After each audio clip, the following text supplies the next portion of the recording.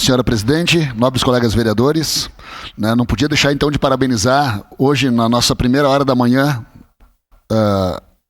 o grupo Radice de Itália, né, que veio e fez a sua apresentação, bela apresentação aqui. É bom começar o dia com música, né? Música faz bem para os ouvidos, faz bem para a alma, né? Quem canta seus males espanta, como diz o velho ditado. Então, com orgulho e gratidão, prestar a minha homenagem, né, aos nossos valorosos imigrantes italianos que, com coragem e determinação, enfrentaram os desafios de uma nova terra e contribuíram para o desenvolvimento econômico, social e cultural da nossa cidade, senhora presidente.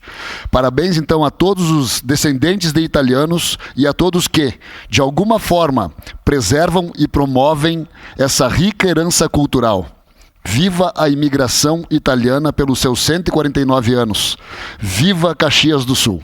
Era isso, senhora presidente.